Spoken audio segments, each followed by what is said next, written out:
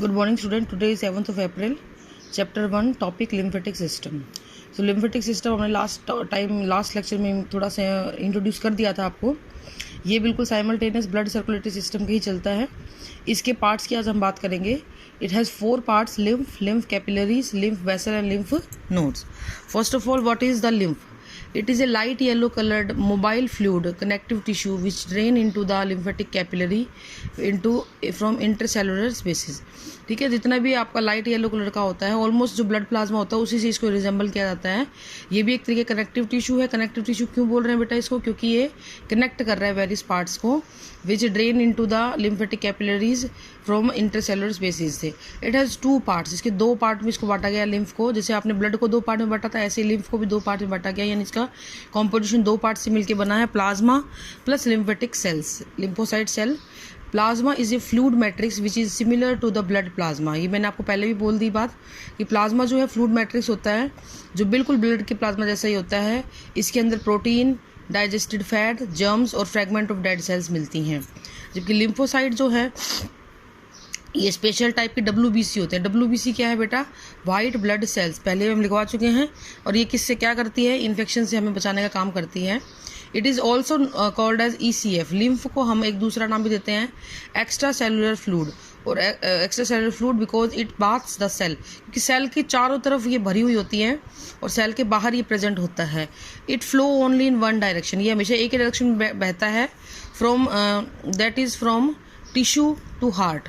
That is from tissue, थोड़ा छोटा लिखा हुआ है, टू हार्ट. ठीक है. It's back flow is prevented. इसको वापस बैक फ्लो इसको नहीं होने दिया जाता है. और बैक फ्लो को प्रिवेंट करने के लिए हमारे पास क्या होते हैं? वाल्व होते हैं. तो यहाँ पे भी लिम्फ वेसल में क्या होते हैं? इसके पास वाल्व होते हैं जिसकी वजह से बैक फ्लो को प्रिवेंट किया जाएगा. नेक्स्ट होता है बेटा lymph capillaries. These are blindly ending meshwork. Blindly ending meshwork मतलब जालीदार स्ट्रक्चर होती है of thin walled and highly permeable. पतली पतली और हाईली परमेएबल कैपिलरीज की बने हुआ होता है. ये अलग अलग डायमीटर के होते हैं. The tissue fluid drain into the capillaries which join to form a large vessels, lymphatic vessels. सारी कैपिलरीज जब जुड़ जाती हैं आपस में then they will form a lymphatic vessel. Lymph vessels की अगर हम बात करें, these are formed by joining of lymph capillaries. Size is not larger than 2 to 3 millimetre of diameter. ये पूरी बॉडी में फैली होती हैं लिम्फ वेसल्स और 2 से 3 मिलीमीटर से ज़्यादा डायमीटर इनका नहीं होता है. इनमें वाल्व होते हैं जिसकी वजह से इनका बैक फ्लो नहीं हो पाता है. It has no returning back valve joined with venous system near the heart. Heart के पास या फिर वीनस सिस्टम के साथ अटैच होती हैं. The fluid flowing in vessels is slightly concentrated by loss of some water. जब ये बह रही होती हैं, इनके अंदर से पानी बह रहा होता है, जो लिक्विड है वो बह रहा होता है, तो उसमें से पानी जो है वो बाहर निकल जाता है. इसलिए इसके अंदर बहने वाला फ्लूइड, वेसल के अंदर बहने वाला फ्लूइड होता है वो काफ़ी ज़्यादा कंसनट्रेटेड होता है. Now lymph gland. These are situated at interval through the lymphatic system. ये lymphatic system के अंदर जगह जगह छोटी छोटी गांठों के रूप में होता है.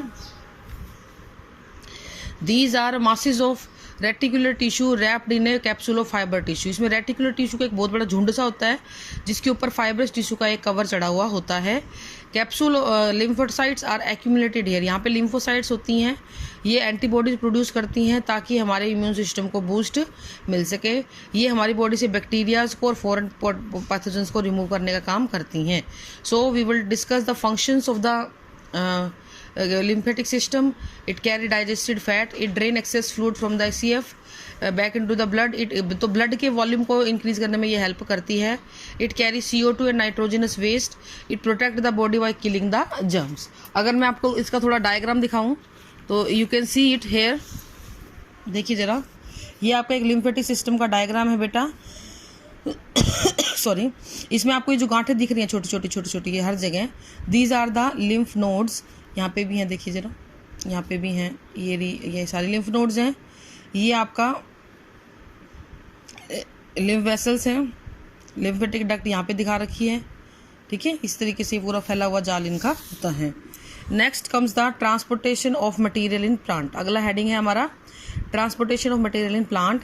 Transport system is less elaborated in the plant because the plant are comparatively less active and has less supply of material and require less supply material either from outside or synthesise by the plant themself. कहने का मतलब क्या है कि पौधे कम active हैं, movement इतना ज़्यादा नहीं करते हैं, या बहुत ज़्यादा बाहर के सोर्स पे डिपेंड नहीं करते हैं, इसलिए उन पे का ट्रांसपोर्ट सिस्टम बहुत ज़्यादा इलेबोरेटेड नहीं होता है जितना कि हम लोगों का है। ये बहुत ज़्यादा कन्फाइंड और बहुत ही सिंपल सा होता है। Plant mainly need to transport, पौधों को मेनली क्या क्या ट्रांसपोर्ट करने की जरूरत होती है? Water, mineral, carbon dioxide and oxygen. ये 4 मेन चीज़ें हैं जो उनको ट्रांसपोर्ट करनी होती हैं। These substance are to be supplied from outside. इन सभी सब्सटेंसेस को बाहर अंदर से लिया जाता है। गैसेस तो एक्सचेंज हो जाती हैं इंडिविजुअल सेल और एनवायरनमेंट के बीच में by the process of diffusion. Easy simple diffusion होता है, उससे ही वो उनको आदान प्रदान कर लिया जाता है with the help of stomata और lenticels. The plant the water and mineral are absorb mainly from soil. लेकिन पानी और मिनरल को लेने के लिए उसको सॉइल की आवश्यकता पड़ती है, और अब उसको अपवर्ड ट्रांसपोर्ट किया जाएगा, क्योंकि ज़मीन के अंदर से पानी लेगा, ज़मीन के अंदर से मिनरल लेगा, तो वहाँ से उसको अपटेक किया जाएगा बाय द रूट हेयर्स, और उसको अपवर्ड मूवमेंट कराया जाएगा with the specialised tissue known as xylem. आप लास्ट ईयर 9th क्लास में जाइलम और phloem vascular tissue, complex tissue इस हेडिंग के अंदर पढ़ चुके हैं। Now in the same way organic food which are synthesized in the green leaves and the hormone which are synthesized in the stem and root tips are transported through the phloem। और एक चीज़ ध्यान रखनी है, खाना जो पत्तियों के अंदर बन रहा है या फिर जो हॉर्मोन्स प्लांट के अंदर बन रहे हैं, उन सबको ट्रांसपोर्ट करने का काम कौन करता है बेटा? फ्लोएम करता है। तो xylem and phloem are important conducting tissue, both are complex tissue.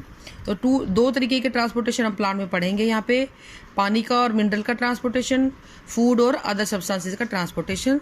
This is all for today. Tomorrow we will discuss further. Okay, thank you.